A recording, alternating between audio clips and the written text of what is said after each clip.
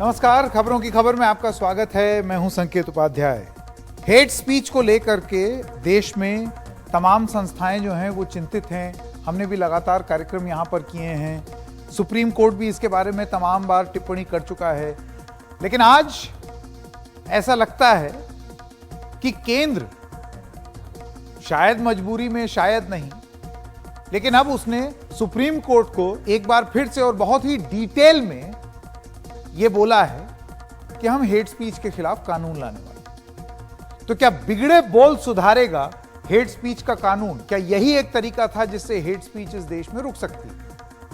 सांप्रदायिक आधार पर होने वाली हेट स्पीच के खिलाफ याचिकाओं पर सुप्रीम कोर्ट में सुनवाई हुई है। आज यह सुनवाई जस्टिस के.एम. जोसेफ और जस्टिस बी.वी. नागरत्ना की बेंच में हुई है।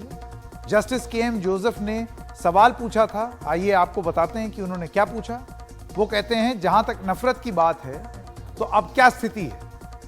नफरत का सामान्य माहौल क्या है? माहौल पहले से बेहतर हुआ है या बदतर हुआ है? कोर्ट में वरिष्ठ वकील संजय हेगड़े क्या बोला, आइए आपको वो बताते हैं। वो कहते हैं, सामान्य निष्कर्ष नहीं निकाला जा सकता है। अब भी अगर कहीं चिंगारी होती है तो सब कुछ भड़क जाता है। पहले 3 मामलों में से शुरू हुआ था यह पूरा मामला।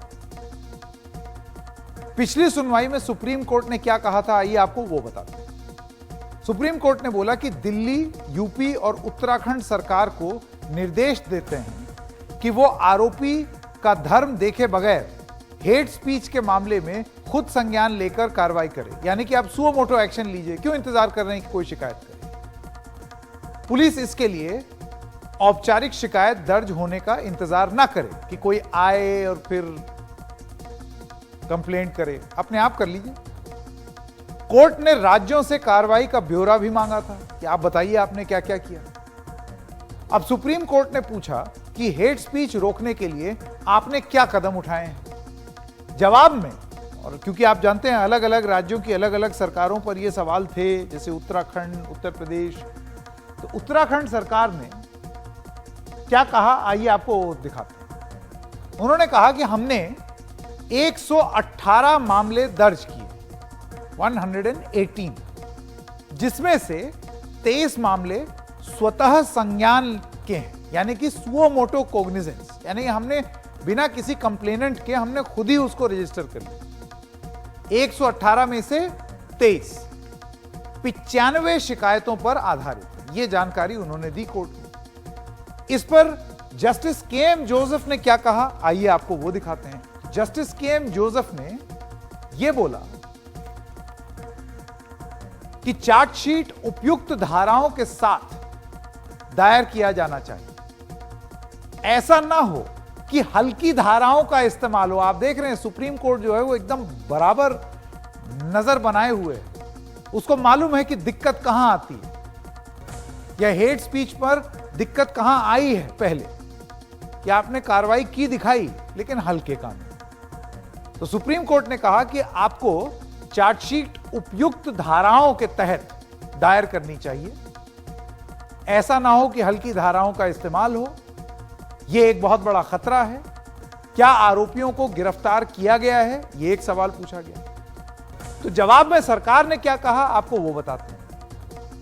सरकार कहती है कि हां, आरोपियों को सुप्रीम कोर्ट ने जमानत दी, वहीं से उनको जमानत मिली। वहीं कोर्ट में उत्तर प्रदेश सरकार ने भी अपनी रिपोर्ट पेश की। तो उत्तर प्रदेश की सरकार ने क्या बोला, आइए आपको यहां पर बताएं। तो यूपी सरकार की भी एक रिपोर्ट दाखिल हुई। यूपी की सरकार कहती है कि करीब 581 केस हमने दर्ज किए हैं, जिसमें से 160 मुकदमे स्वतः संज्ञान यानी कि सुओ मोटो कोग्निजेंस लेकर दर्ज किए गए। चार्जशीट भी दाखिल हो चुकी है इन सब मामलों में। हमने देखा है कि जांच और चार्जशीट में सभी धर्मों पर समान कार्रवाई हुई है। यह किसने बताया? यूपी की सरकार ने कोर्ट को। अब केंद्र सरकार की ओर से additional solicitor general K M. Nataraj ASG ने क्या कहा, आइए वो आपको यहां पर दिखाते हैं।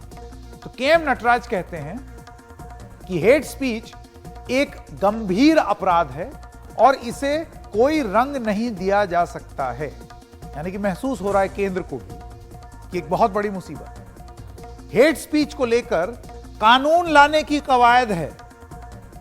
तो ये दूसरी बार अदालत में और बहुत ही विस्तृत रूप से अदालत में केंद्र ने जानकारी दी है कि हम एक कानून लाने जा रहे हैं हेट स्पीच में। जो हितधारक हैं, यानी कि जो स्टेक होल्डर्स हैं इसमें, उनके इनपुट लिए जा रहे हैं कि उसके आधार पर यह बनाया जाए। अब इसको लेकर के बहुत सारी चुनौतियां हैं। सबसे पहली बात तो आप ये तय करें कि हेट स्पीच क्या होती है, कैसे उसको परिभाषित किया जाए, कौन हेट स्पीच में किसके खिलाफ एक्शन होगा। और जो सबसे बड़ी चुनौती है वो ये है कि अगर एक बार कानून बन जाए तो उस पर सिलेक्टिव कार्रवाई ना हो।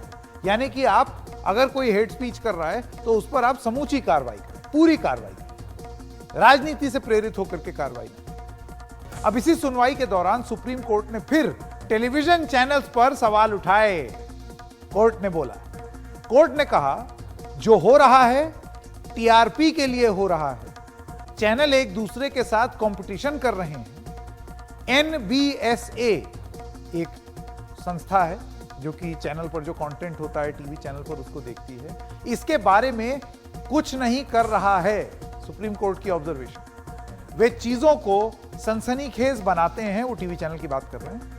यह शक्तिशाली मीडिया है, युवा इससे चिपक जाते हैं। आप किसी भी अन्य माध्यम की तुलना में तेजी से विभाजन बनाते हैं। इतनी महत्वपूर्ण बात सुप्रीम कोर्ट ने कह दी। जस्टिस बीवी नागरत्ना ने क्या बोला, आइए आपको वो भी बताएं, क्योंकि एक जरूरी बात उन्होंने भी बोली। वो कहते हैं कि हमें भारत में स्वतंत्र और संतुलित प्रेस की आवश्यकता है।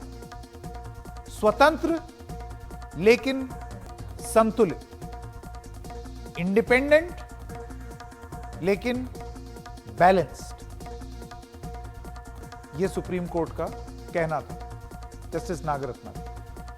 अब ये जो टेलीविजन की जो एजेंसी है एनबीएसए, इन्होंने क्या बोला, इन्होंने भी अपनी तरफ से कुछ दलील रखी, क्योंकि इन पर सवाल पूछा गया। सुप्रीम कोर्ट ने बोला भाई आप तो रोक ही नहीं पा रहे हैं टीवी पर नफरत। तो एनबीएसए ने जवाब देते हुए यह कहा कि 72 चैनल हमारे साथ हैं। स्वायत्त संस्थान है ना, सरकारी संस्थान तो है नहीं, तो उसमें जो इसके साथ जुड़ेगा उसी के बारे में वो बात करेंगे। वो कहते हैं कि हम वीडियो हटा देते हैं। कोई शिकायतकर्ता ये नहीं कह रहा है कि वो हमारे आदेश से संतुष्ट नहीं है। ये एनबीएसए ने, यानी कि जो टीवी न्यूज चैनल के को देखने वाली सेल्फ गवर्निंग एक बॉडी जो है, उसने सुप्रीम कोर्ट में ये चीज कही। वहीं सुप्रीम कोर्ट में ही दिल्ली में धर्म संसद में हेट स्पीच मामले पर भी सुनवाई हुई। धर्म संसद जो हुई थी, आपको याद है, दिल्ली में, जिसमें बहुत ही बिगड़े बोल बोले गए। तो सीजेओ जो हैं, सीजेआई माफ कीजिएगा, डीवाई चंद्रचूड़ और जस्टिस पीएस नरसिम्हा की ये बेंच थी जिसमें ये वाली कार्रवाई हो रही थी। उसमें यह बोला गया, ये वो अवमानना याचिका तुषार गांधी ने दायर की थी। याचिकाकर्ता तुषार गांधी की ओर से क्या कहा गया, आइए आपको वो बताते हैं। तो वो कहते हैं कि दिल्ली पुलिस ने हलफनामे में कहा है कि मामले की जांच चल रही है। 5 महीने बाद एफआईआर दर्ज की गई। चार्जशीट दाखिल कर अभी चार्जशीट दाखिल तक नहीं हुई है कि भाई क्या कार्रवाई कोई ले रहा है। यहां पर आपके शहर के अंदर हेट स्पीच हो गई, उसमें पिटिशनर का कहना है कि आपने तो चार्जशीट ही अभी तक दाखिल नहीं की, ना कोई गिरफ्तार हुआ इस पूरे मामले में, तो क्या कार्रवाई कर दिया। तो सुप्रीम कोर्ट ने दिल्ली पुलिस पर बहुत बड़े सवाल उठाए हैं। आप ये सोचिए, हेट स्पीच को लेकर के आज बहुत जरूरी बहस हुई है अदालत में, अलग अलग मामलों। धर्म संसद 19 दिसंबर 2021 को हुई थी, सुप्रीम कोर्ट कहती है दिल्ली पुलिस। इसके 5 महीने बाद एफआईआर क्यों दर्ज नहीं हुई? 5 महीने बाद एफआईआर दर्ज क्यों की गई, यह सवाल पूछा गया। ये जो प्रकरण हुआ उसके 5 महीने बाद आपने एफआईआर की। एफआईआर दर्ज होने से कि आप महीने बाद भी जांच कहां तक पहुंची? 8 महीने हो चुके हैं एफआईआर दर्ज होने के बाद, तो ये जांच कहां पहुंची? मामले में कितने लोगों को गिरफ्तार किया गया है, अगला बड़ा सवाल। वो सारे सवाल जिसके जवाब पुलिस को देने चाहिए वो सुप्रीम कोर्ट ने पूछ डाले। कितने लोगों से पूछताछ की गई है, ये सवाल पूछ डाला। इस मामले में क्या कदम उठाए गए हैं, ये सवाल पूछ डाला। जांच अधिकारी से 2 हफ्ते में रिपोर्ट मांगी गई कि अब आप बताइए आपने क्या कार्रवाई की। तो आप ये जान लीजिए कि इतनी कार्रवाई हुई है आज सुप्रीम कोर्ट में नफरत हटाने के मामले में। अब ये नफरत हटेगी, जाएगी, हेट स्पीच खत्म होगी, हम नहीं जानते। लेकिन केंद्र की तरफ से हेट स्पीच के कानून को लेकर के बहुत ही सख्ती से स्टेक होल्डर से यानी कि हितधारकों से बात करना, ये एक बड़ी पहल कितनी कारगर सिद्ध होगी ये तो आगे पता चलेगा। अब इस मामले में लगातार कार्रवाई हो रही है, सुप्रीम कोर्ट में नजर बनाई हुई है और उसी पूरी कार्रवाई पर नजर बनाए हुए हैं एनडीटीवी के आशीष भार्गव। वो अब बता रहे हैं कि केंद्र ने पहली बार सुप्रीम कोर्ट को बहुत ही विस्तार से यह बताया है कि वो हेट स्पीच पर कानून लाने के लिए सारी प्रक्रियाओं को पूरा कर रही है। आइए सुनते हैं उनका क्या कहना। हेट स्पीच पे कड़े कानून बनाने की मांग को लेकर सुप्रीम कोर्ट ने पुरजोर तरीके से पहली बार सुप्रीम कोर्ट में ये बात रखी है कि वो हेट स्पीच को लेकर कड़े कानूनी प्रावधान पर विचार कर रहा है, नया कानून लाने पर विचार कर रहा है। और कुछ राज्यों ने अपने विचार उनके पास रखे भी हैं, केंद्र सरकार के पास कुछ केंद्र शासित प्रदेशों ने भी रखे हैं और विचार हो रहा है। इसके बाद इसे संसद पर रखा जाएगा। हेट स्पीच को लेकर काफ़ी सारी पिटीशन है, जिसमें एक अश्विनी उपाध्याय की भी पिटीशन है जिसमें मांग की गई है कड़े उपाय करने चाहिए, कड़े प्रावधान करने चाहिए। लॉ कमीशन पहले भी इस तरह की रिपोर्ट दे चुका है। इसके अलावा 11 और पिटीशन है, कुल मिलाकर 12 पिटीशन है जिसमें अलग अलग मांग की गई हैं, लेकिन कार्रवाई की मांग सभी में की गई है। तो यहाँ पर सुनवाई के दौरान केंद्र सरकार की ओर से एएसजी के.एम. नटराज ने ये बात रखी कि केंद्र सरकार विचार कर रही है। आईपीसी में कुछ प्रावधान है लेकिन वो पूरी तरह से पुख्ता नहीं है, इसलिए सीआरपीसी में यानी कानून में मौजूदा जो कानून है उसमें बदलाव करने पर विचार किया जा रहा है। कवायद शुरू की गई है और उसमें कुछ वक्त लगेगा। तो वहीं पर सुप्रीम कोर्ट में जिसमें justice KM. Joseph, justice BV. Nagarathna जो बेंच है, उन्होंने भी चिंता जताई और केंद्र सरकार से कहा है कि वो ज़रूर इस पर विचार करें और जो कानून जो हो वो इस बार जो नया कानून आए उस पर किसी तरह की कन्फ्यूजन ना हो, बिल्कुल क्लियर वो कानून होना चाहिए, सीधे तौर पर होना चाहिए। ये भी पूछा कि उसकी रूपरेखा क्या है। हालांकि केंद्र सरकार का कहना था कि संसद के पटल पर रखा जाएगा, उस पर कुछ भी अभी बताना संभव नहीं है क्योंकि ये विधायिका का काम है। हालांकि सुप्रीम कोर्ट ने 1 महीने में कहा कि 1 महीने बाद इस मामले की सुनवाई होगी, तो उस समय केंद्र सरकार अपना रुख बताए कि ये जो मामला है नए कानून का वो कहाँ तक पहुँचा है। काफ़ी अहम ये मुद्दा है, ये सुप्रीम कोर्ट ने कहा है और ऐसे में सरकार को दखल देना चाहिए। कानून की ज़रूरत है, सख्त कार्रवाई की ज़रूरत है, ये बात बार बार सुप्रीम कोर्ट कह रहा है क्योंकि हेट स्पीच को रोकना बहुत ज़रूरी है, ऐसी घटनाएं ना हों। तो निश्चित तौर पर एक अहम सुनवाई जो है इस मुद्दे पर अब 1 महीने के बाद होगी, जब केंद्र सरकार अब ये बताएगी कि नए कानून का जो मामला है वो कहाँ तक पहुँचा है। इसके अलावा काफ़ी अहम ये भी है कि जो राज्य हैं वो कुल मिलाकर 5 राज्य हैं, वो बताएंगे कि हेट स्पीच को रोकने के लिए उन्होंने क्या कदम उठाए हैं, वो भी एक हलफनामा यहाँ पर दाखिल करेंगे। तो एक बड़ा मुद्दा यहाँ पर सुप्रीम कोर्ट ने उठाया है और केंद्र सरकार ने एक एफिडेविट भी फाइल किया था और यही कहा था कि इस पर कानून को लेकर, लॉ कमीशन की रिपोर्ट को लेकर आगे की कार्रवाई चल रही है। और जो गृह मंत्रालय में जो अलग अलग जो राज्य हैं और केंद्र शासित प्रदेश हैं उनसे उनके विचार मांगे हैं, उनके इनपुट मांगे हैं। कुछ राज्यों से और यूटी से कुछ विचार आए हैं, उनको आगे देखा जा रहा है और इसके साथ साथ अन्य राज्यों के जो विचार हैं उनका इंतज़ार हो रहा है, उसके बाद ही आगे फैसला लिया जाएगा। नई दिल्ली से आशीष भार्गव, एनडीटीवी इंडिया। तो देखिए, एक बार फिर से एंकरों की बात की है सुप्रीम कोर्ट ने, एक बार फिर से प्रेस की बात की है। तो वरिष्ठ पत्रकार राहुल देव जी से कुछ सवाल पूछ लेते हैं। राहुल देव जी, आपका बहुत बहुत स्वागत एनडीटीवी में। मेरा आपसे प्रश्न ये है कि नफरत फैलती राजनीतिक कारणों से और वो कोई एक पार्टी नहीं कर रही है, ये बार बार इसका उल्लेख करना जरूरी है, सब जगह से हो रही है और वो एक इकोसिस्टम बन गया है। यहां से एक कुछ बोलेगा, उधर से कोई और कुछ बोलेगा, लेकिन उसमें मीडिया की भूमिका पर सुप्रीम कोर्ट ने 1 बार नहीं, 2 बार नहीं, कई बार इस पर टिप्पणी की है। एंकर की भूमिका पर, प्रेस की भूमिका पर, जो मीडिया संस्थानें हैं जो कि इंडिपेंडेंट सेल्फ गवर्निंग बॉडीज हैं, उन पर किस तरीके से देखते हैं आप? देखिए, मैं एक तो प्रसन्नता जाहिर करना चाहता हूं कि आज माननीय सर्वोच्च न्यायालय ने जो जिस सख्ती के साथ और जिस स्पष्टता के साथ और जिस विस्तार के साथ इस मामले में बात की है, वो पहले की अपेक्षा मैं पाता हूं थोड़ा नया है और बहुत ही स्वागत योग्य है। उन्होंने लगभग हर उस पक्ष को इस संबोधित किया है जो इसमें जिम्मेदार है, किसी न किसी रूप में उससे जुड़ा हुआ है। उन्होंने चैनल्स को सीधे सीधे जिम्मेदार ठहराया है, एंकरों को ठहराया है, और कंटेंट के फैसले करने वाले एंकरों के पीछे जो लोग संपादकीय फैसले लेते हैं, यानी संपादकीय विभाग के वरिष्ठ लोग, उनको भी जिम्मेदार माना है। और ये भी कह दिया उन्होंने, जो असलियत है हमारे मीडिया की, उसके पीछे है पैसा, पैसे की ताकत। तो एक हमारे समाज की असलियत ऐसी बना दी गई है, मानसिकता बना दी गई है कि बांटने से, भड़काने से, आग लगाने वाली बातें करने से लोगों को लाभ मिलता है। लोग खुद बटे हुए हैं और उनके इस बटे हुए जो एक मानसिकता हो गई है, जो घृणा मिश्रित मानसिकता हो गई है, उसको बढ़ाने, भड़काने और आगे फैलाने का काम दुर्भाग्य से हमारे अधिकांश, सब नहीं, मीडिया चैनल कर रहे हैं। तो इसमें पहले कई बार हम लोग नाराज हो जाते हैं केवल एंकरों पर। एंकर तो वही कर सकता है जो उसके संपादक और उसका प्रबंधन चाहता है। अपने संपादक और प्रबंधन की मर्जी के बिना एंकर अपनी इच्छा से इस तरह की बातें नहीं कर सकते, भले ही वो खुद भीतर से सहमत हो इससे। राहुल जी, मैं इसी वजह से आपको रोकना चाहूंगा और आपसे ये जानना चाहूंगा, आपको लगता है कि जब जब अदालत में जज या जस्टिस जब ये चीज बोलते हैं तो उनको, उनकी नजरों में ये बात भी लानी जरूरी है कि सारा दोष आप एंकरों पे मत मढ़िए? और मैं इसलिए नहीं कह रहा हूं कि मैं खुद एक एंकर हूं और आप भी रह चुके हैं, लेकिन ये वास्तविकता अदालत को जानना जरूरी है।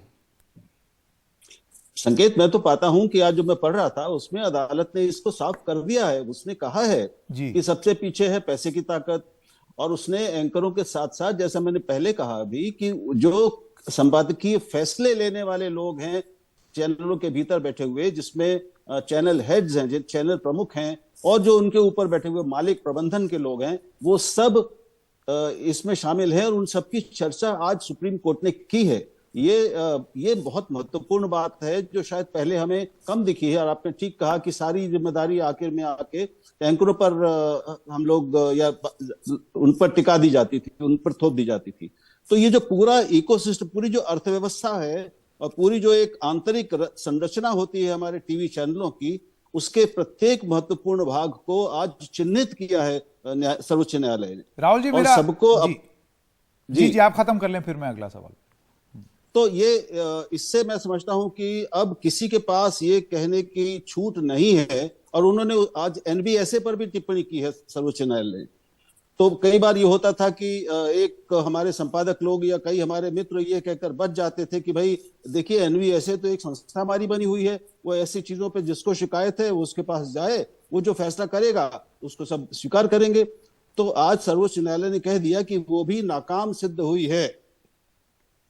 तो सवाल सबसे अंत में ये भी कहा कि भाई अंतिम buck stop with the central government, यानी अंतिम जिम्मेदारी केंद्र सरकार की है।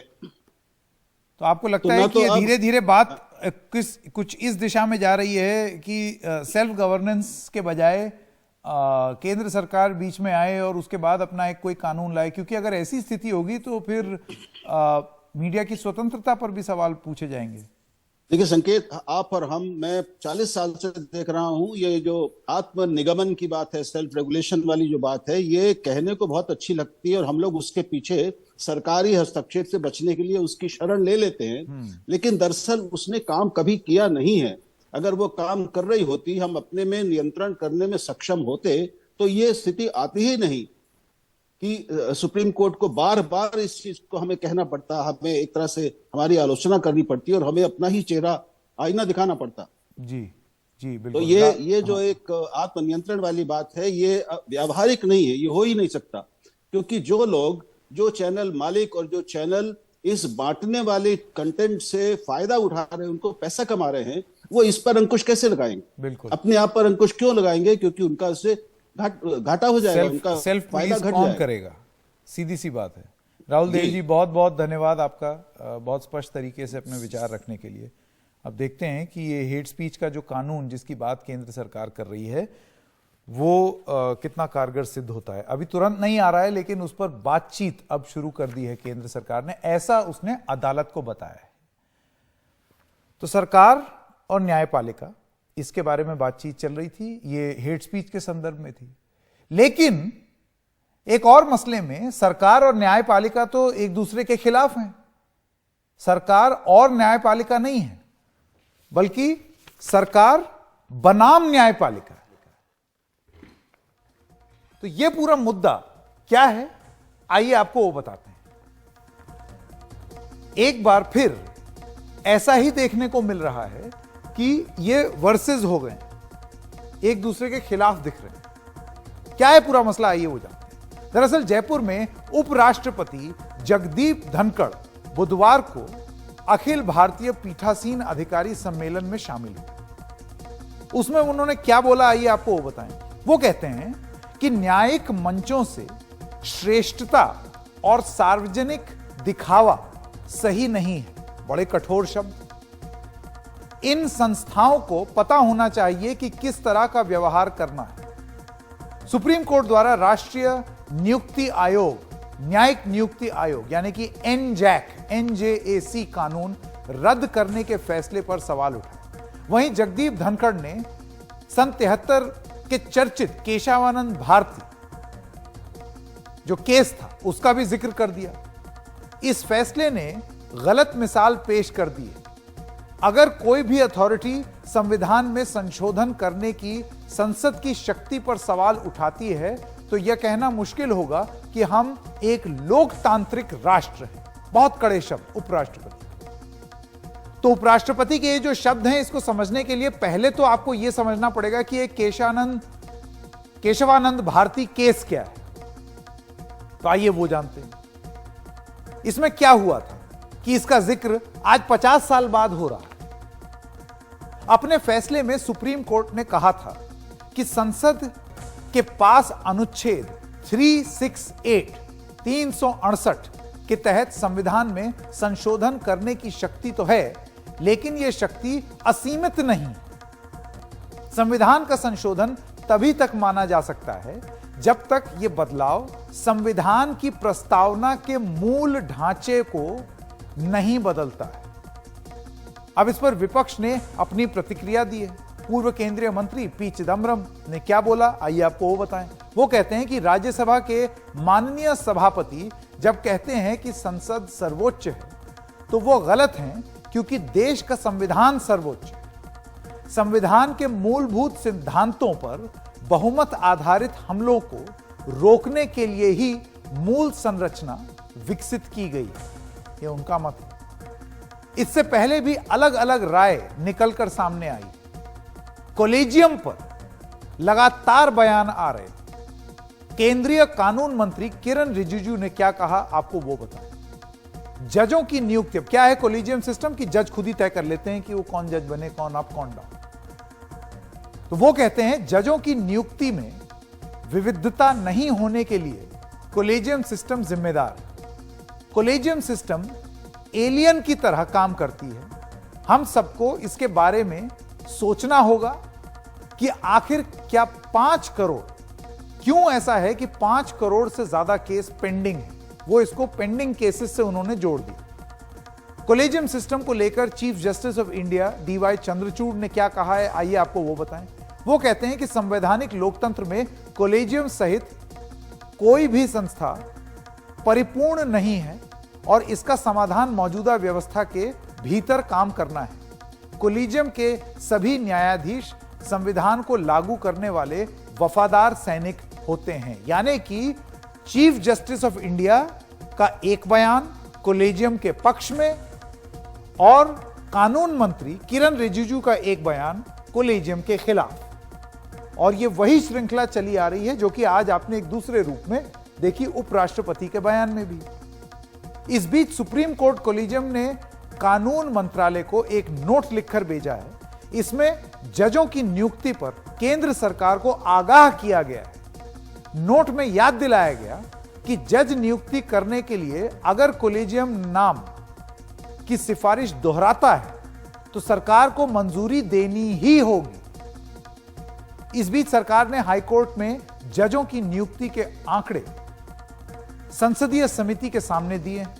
ये आंकड़े पिछले 5 साल के हैं। कानून मंत्रालय के मुताबिक 2018 से 19 दिसंबर 2022 तक 537 जजों को अलग अलग हाईकोर्ट में नियुक्त किया गया है। इसमें से करीब 80% जज अपर कास्ट से, 11% ओबीसी, 2.8% एससी, 2.6% अल्पसंख्यक, 1.3% एसटी नियुक्ति की गई।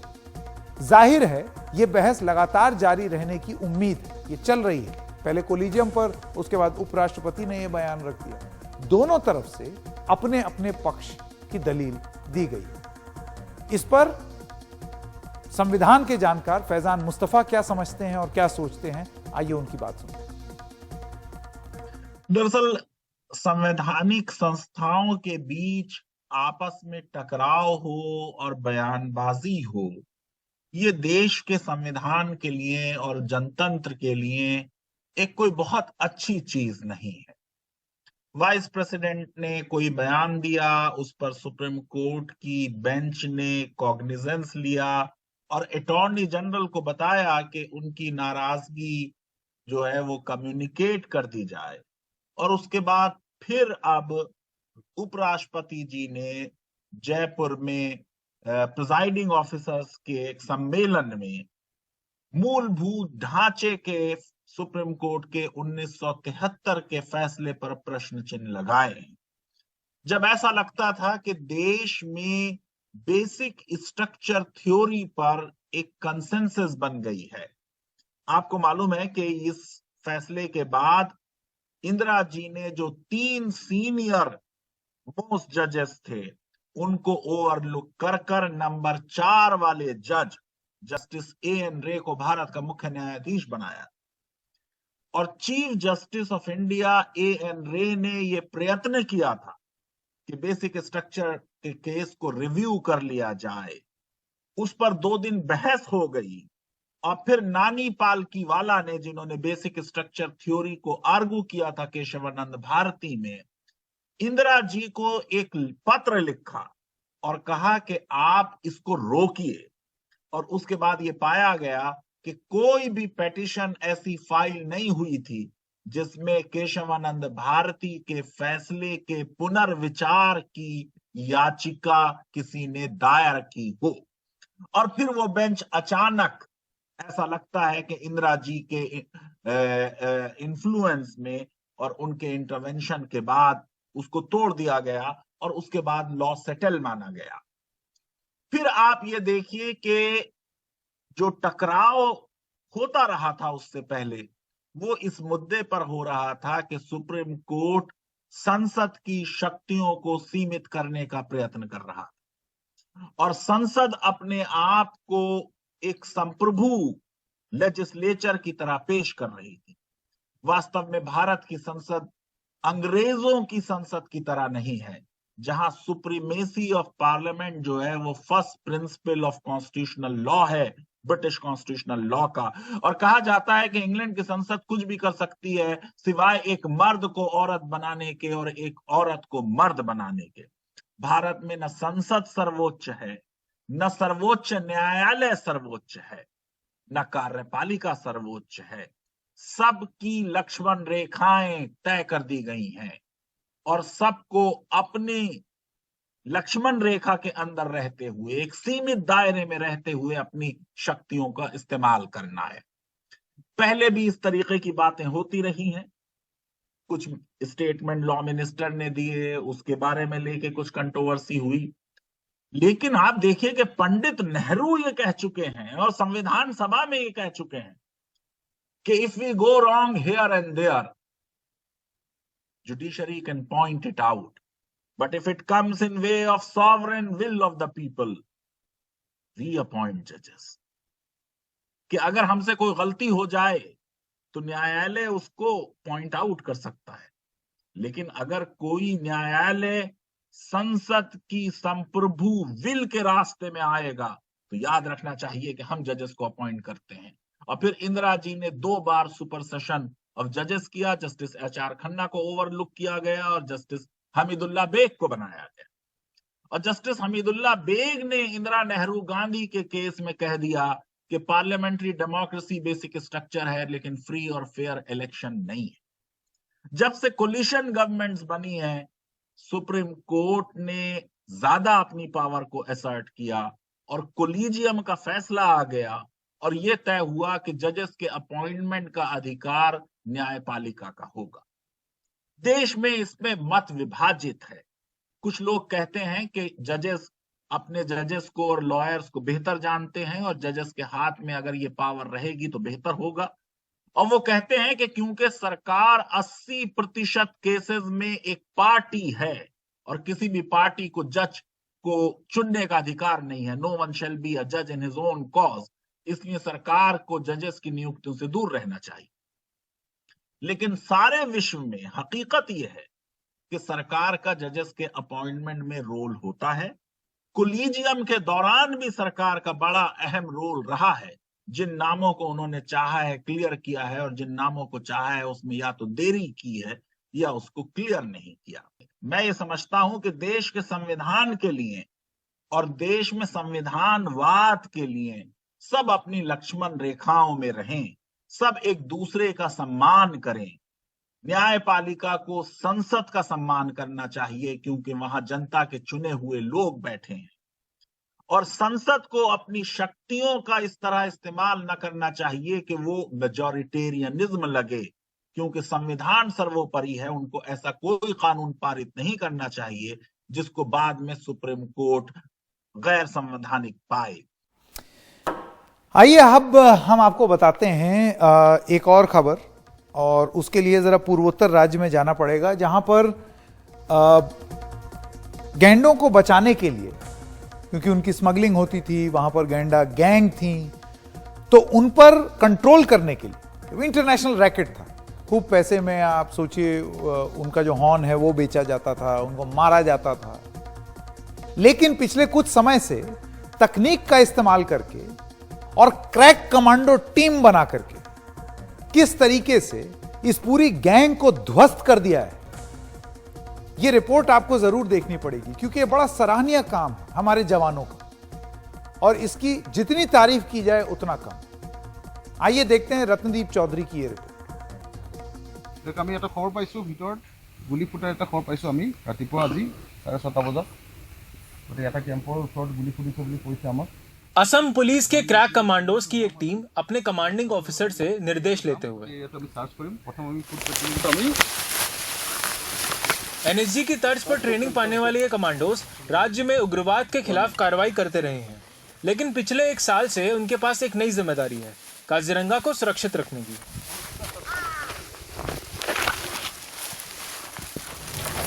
ये कमांडोज शिकारियों के ठिकानों पर कार्रवाई करते हैं। जो शिकारी भाग निकलते हैं, ये कमांडोज दूसरे राज्यों में उनके पीछे भी जाते हैं। ये जवान असम के कमांडो बटालियन से है, जिन्होंने उग्रवाद के खिलाफ अब तक मोर्चा थामे रखा था और अब वो काजीरंगा के घने जंगलों में पोचर्स के विरुद्ध अपना दबदबा बना के रखे हैं और इसके फलस्वरूप काजीरंगा में पिछले 1 साल में एक भी गेंडे का शिकार नहीं हो पाया है। We cracked this whole poachers network, and in these cases we almost all हमने पिछले साल ही पूरे शिकारियों के नेटवर्क को क्रैक कर लिया था। हमने 58 गैंडों के शिकारियों को गिरफ्तार किया था और 4 शिकारियों को मार गिराया था। वन विभाग और पुलिस का कोई सवाल नहीं है। टास्क फोर्स के तौर पर हम साथ नहीं थे, टास्क फोर्स में साथ में काम करते हैं। question of other forest and police, we are a task force, so joint operations। इसका नतीजा ये हुआ कि 2021 में सिर्फ 1 गैंडे का शिकार हुआ और 2022 में एक भी गैंडे का शिकार नहीं हुआ। 1977 के बाद ऐसा पहली बार हुआ है। छोटे आतंकवादी समूह से आधुनिक हथियार हासिल करने वाले शिकारियों ने असम में 2000 से 2021 के बीच 190 गैंडों को मार डाला था। 2013 और 14 में तो सबसे ज्यादा 27 गैंडे मारे गए। गैंडे के सींग पूर्व एशिया में हजारों डॉलर में बेचे जाते हैं, जहां उनसे पारंपरिक दवाएं और ज्वेलरी बनाई जाती है। Earlier, before 7 years, the coordination between उस समय शिकारियों को पकड़ने के लिए पुलिस के साथ हमारा तालमेल ठीक नहीं था। ना ही हमारे पास कोई हथियार थे, ना ही लोग। लेकिन अब हमारे पास गेंडों को बचाने के लिए मॉडर्न टास्क फोर्स हैं और टेक्नोलॉजी भी। As we compare to that time, we have sophisticated arms like INSAS, Ghatak, and enough staff. Technology ने हालात को बदलने का काम किया। Electronic eyes, thermal sensors, camera traps और नाइट विजन कैमरों को काजीरंगा के कोर इलाकों में लगाया गया। स्पीड मीटर्स और हाई रेजोल्यूशन कैमरों से काजीरंगा के आसपास के नेशनल हाईवे पर नज़दीक से नज़र रखने का काम किया गया। ड्रोन से भी निगरानी के साथ साथ फॉरेस्ट गार्ड सैटेलाइट फोन से लैस किए गए। टास्क फोर्स के कमांड सेंटर में सभी डेटा फीड किया गया। इसके अलावा क्विक रिएक्शन टीम्स यानी QRT किसी भी चुनौती का सामना करने के लिए हमेशा तैयार रहती है। We shared photographs, names, movement, and so many other inputs on each and every case. हम हर मामले में टास्क फोर्स को केस से जुड़ी हर खबर और तस्वीर और नाम देते हैं। हम एक क्रैकडाउन मोड में हैं और हमने पार्क में कैमरे लगाए हैं जिनकी मदद से शिकारियों के प्रयासों को रोका जाता है।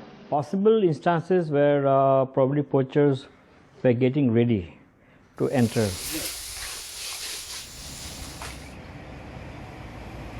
We did awareness. पिछले 2 दशकों में हमने WTI में स्थानीय लोगों को जागरूक करने की कोशिश की थी, लेकिन फिर भी गेंडों के शिकार के लिए भारी पैसा लगाया जा रहा था। इसीलिए कुछ स्थानीय लोग भी इसमें शामिल हो गए क्योंकि उन्हें ये आकर्षण लगा। Areas they got involved. Kaziranga के घने जंगल 2613 गेंडों का आशियाना है। ये संख्या दुनिया में सबसे ज्यादा है। सख्त कार्रवाई और बढ़िया टेक्नोलॉजी की वजह से गेंडे अब चैन की सांस ले पा रहे हैं। काजीरंगा से संजय चक्रवर्ती के साथ रतनदीप चौधरी की रिपोर्ट, NDTV इंडिया। तो काजीरंगा में आपने देखा कैसे सख्ती रखी जा रही है, लेकिन एक जगह है जहां पर अब सख्ती जो है उसमें ढिलाई बरती जा रही है। और ढिलाई इस तरीके से नहीं कि आप काम में ढीले हो जाएं, ढिलाई इस तरीके से कि आप काम करें और ताकि बहुत प्रेशर आपके मन में ना हो। इस वजह से एक माहौल बनाया जा रहा है कि आप ऑफिस आकर के बड़े खुश हों। अभी कुछ समय पहले हमने आपको टॉप 10 नौकरी के बारे में बताया था। 2023 में जो सबसे ज्यादा जॉब्स लोग मांगेंगे, IT सेक्टर सबसे ऊपर था। तो हिंदुस्तान में IT कंपनियां क्या कर रही हैं कि उन्होंने वर्क प्रेशर से निपटने के लिए नए नए उपाय खोजे हैं, जैसे कि एक स्नूज कॉर्नर, कि अपना खाना खाया और थोड़ी देर सो गए, थोड़ा सा खेल की योजना कर दी है, क्रिकेट खेला जा रहा है। और तो और आज तो एक और विचित्र चीज पता चली, और वो ये पता चला कि बहुत सारे लोग जो अच्छे काम करने वाले होते हैं वो ताकि नौकरी ना छोड़ दें, इस वजह से जैसे स्कूल में PTA मीटिंग नहीं होती थी, उसी तरीके से अब IT कंपनीज में एम्प्लॉइज की भी PTA मीटिंग होती है कि आपका बॉस जो है वो आपके मम्मी पापा से बात करेगा और ये बताएगा कि बहुत बढ़िया काम कर रहे हैं, बहुत ही अच्छा काम कर रहे हैं, गुड वर्क। ये सारी चीजें कंपनियों को करना पड़ रहा है ताकि अच्छा टैलेंट उन्हीं के साथ रहे।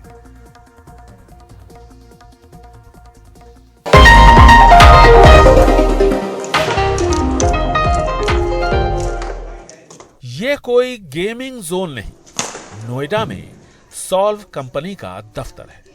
ग्राहकों की समस्याएं तो सॉल्व कर ही रहा है, साथ ही कर्मचारियों को मेंटली फिट रखने का सॉल्यूशन भी सॉल्व के पास है। काम की थकान के बाद तरह तरह के गेम के जरिए उनको तरोताजा रखने का इंतजाम। इंडोर गेम तो है ही, नोएडा के सेक्टर 142 के एडवेंट टावर की 26वीं मंजिल पर आउटडोर का इंतजाम भी है। You walk around the corner, वहाँ पे हमारे पास टेनिस TT का टेबल है, फुटबॉल टेबल है, हमारे पास एक PlayStation 5 का गेमिंग कंसोल भी है जो डेडिकेटेड गेमिंग रूम में रखा हुआ है। तो इससे क्या है कि आप घंटा 2 घंटे जब डीप काम करते हैं उसके बाद आधा घंटा का ब्रेक लेना बहुत ज़रूरी हो जाता है। और उसी लिए फिर हमने 1 घंटे का जो नो मीटिंग आवर इंस्टीट्यूशनलाइज कर दिया कि उस घंटे में आपका जो मन है वो करिए। सॉल्व बाजार और कारोबार को लेकर काम करने वाला स्टार्टअप, फोकस में MSME सेक्टर। एक तो when you are physically active तो आपका फोकस इम्प्रूव होता है, so it helps us to improve our productivity, right. Second, it is important for us to bond with our teams. तो when हम interact कर रहे हैं काम के अलावा टीम्स के साथ गेम्स खेलते हुए तो इंटरेक्शन बढ़ता है, बॉन्डिंग बढ़ती है। थर्ड, फिजिकल एक्टिविटी से की वजह से we don't have to plan our gym workouts, तो उसकी वजह we are able to be more focused in our work. देखिए गेमिंग एक बहुत इंटीग्रल पार्ट है किसी भी आपका नॉर्मल आपके डेली रूटीन का। सो एक 1 to hour जो हमारा नो मीटिंग आवर है, इसमें मतलब gives us a refresher, we get to talk about lot of the employees, सबसे बात करते हैं, बॉन्डिंग होता है एंड प्लस थोड़ा अपना वर्कआउट भी हो जाता है। So overall it's a very good concept, जहाँ पे ओवरऑल एक जो आपका एक मैच्योरिटी है आपके काम का उसमें भी हेल्प करता है एंड बॉन्डिंग भी होती है। काम के दौरान मानसिक आराम का ये इंतजाम कर्मचारियों को नई ऊर्जा देने का काम कर रहा है, जिससे कि काम बोझिल भी नहीं लगे और उसका बोझ भी न दिखे। भागदौड़ की इस दुनिया में थकान कम करने को लेकर पल भर का ऐसा ठहराव कर्मचारियों के काम में गति ला रहा है और कंपनी के लिए प्रगति। और देश की सिलिकॉन वैली बेंगलुरु में भी बहुत कुछ बदल गया है। अश्वनी इस आईटी फर्म में अकाउंट से जुड़े मामले देखती है। बदले हुए माहौल में अब वो अपने काम से काफी संतुष्ट है। पहले दफ्तर में काम करने का मतलब था सिर्फ काम और काम, इसके अलावा कुछ भी नहीं। लेकिन अब हम यहाँ रिलैक्स कर सकते हैं। सिर्फ मंडे टू फ्राइडे का कॉन्सेप्ट नहीं है, वीकेंड में भी काफी कुछ होता है। फ्राइडे को फन फ्राइडे, ऐसे में जब हम सोमवार को दफ्तर लौटते हैं तो काफी फ्रेश महसूस करते हैं। एवरी मंडे साइन डेस्क के दफ्तर में हमें कंपनी के सीईओ और कर्मचारियों के बीच भी दूरी पटती नजर आई। अलग से केबिन या सेक्रेटरी नहीं, सभी साथ बैठकर काम करते हैं और जहां कृपेश बैठते हैं वही रिक्रिएशनल स्पेस बनाया गया है। The productivity will definitely increase because everybody performance का स्तर बढ़ा है। कुछ लोग म्यूजिक सुनते वक्त अच्छा काम करते हैं तो कुछ लोग शांत माहौल में अपना काम बेहतर कर पाते हैं। इसीलिए हमने एक क्वाइट जोन दफ्तर में बना दिया है ताकि वो तनाव मुक्त होकर काम कर पाए और ये सब निश्चित तौर पर हमें मदद कर रहा है। And then define their own productivity zone. वक्त के साथ बहुत कुछ बदला है। आईटी और आईटीएस सेक्टर की न्यू एज कंपनियों ने अपनी सोच भी बदली है ताकि तनाव को इस सेक्टर के दफ्तर से दूर कर गुणवत्ता और प्रोडक्टिविटी बढ़ाई जा सके। नोएडा से परिमल कुमार के साथ बेंगलुरु से निहाल किदवई, एनडीटीवी इंडिया। अब बस ये चीज देखनी होगी कहीं ऐसा ना हो कि लोग खेलते ही रह जाएं, फिर काम ना करें या आराम ही करते रह जाएं। ये भी तो एक समस्या है। खैर, संतुलन बनाना। और अगर संतुलन की बात करें तो ब्रेक के बाद आपको लेकर के चलेंगे सीधा ऑटो एक्सपो, जहां पर ताबिश आपको बताएंगे कि गाड़ियों के मेले के बीच में अब कुछ ऐसे स्कूटर आ गए हैं जिनमें स्टैंड नहीं है, वो खुद ही अपना संतुलन बनाते हैं। जानिए ऑटो एक्सपो का सारा हाल ब्रेक के बाद।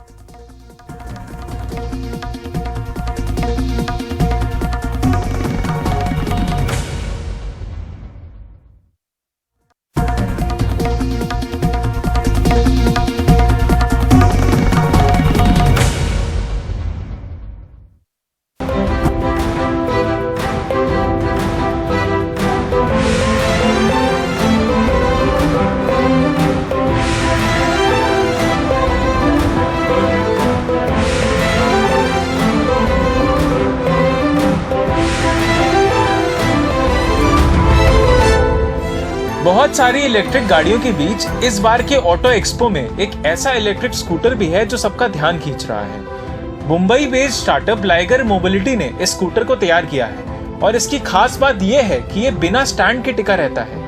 ये एक सेल्फ बैलेंसिंग स्कूटर है। So Liger Mobility Mumbai based company है। It has been in business for the last 5 years। हम लोग मुंबई और औरंगाबाद में हमारा प्रेजेंस है। ये आइडिया हमें आया 2 व्हीलर्स। हम बचपन से 2 व्हीलर्स वाली सिटीज़ में रहे, मतलब छोटी सिटीज़ में रहे जहाँ काफ़ी 2 व्हीलर्स यूज़ होते हैं। हमारे पेरेंट्स ऑल्सो 2 व्हीलर्स काफ़ी यूज़ करते थे। So that is where the idea came from and वहाँ से हमने फिर एक डिफरेंशिएटेड प्रोडक्ट 2 व्हीलर्स के लिए बनाना चाहा। तो हमें ऑटो बैलेंसिंग एक प्रॉब्लम लगा जो लोगों को स्टार्ट ट्रैफिक में काफ़ी हेल्प करेगा and at the same time वो भी हेल्प करेगा कि लोग लर्न कर पाएँ आसानी से। ये एक इलेक्ट्रिक स्कूटर है जो एक बार चार्ज करने पर 60 किलोमीटर तक चल सकता है और 65 किलोमीटर की अधिकतम रफ्तार पकड़ सकता है। इसमें नॉर्मल और लर्नर मोड है जिससे जो लोग स्कूटर चलाना सीख रहे हैं उन्हें भी आसानी हो। ट्रैफिक में स्टॉप स्टार्ट ट्रैफिक में लोगों को नीचे पैर टिकाने में दिक्कत होती है कई लोगों को, या ज़्यादा कंफर्ट हो जाएगा अगर पैर नहीं टिकाने पड़ेंगे, तो उसके लिए है।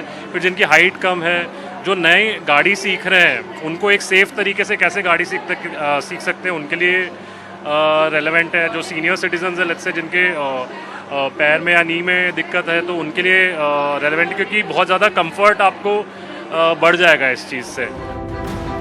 लाइगर मोबिलिटी के इस ऑटो बैलेंसिंग स्कूटर लाइगर की कीमत 90,000 रुपए के करीब होगी और इस साल के मध्य में इसके ऑर्डर लिए जाएंगे और दिवाली तक डिलीवरी की शुरुआत करने की योजना है। ऑटो एक्सपो से ताबिश हुसैन की रिपोर्ट, NDTV इंडिया।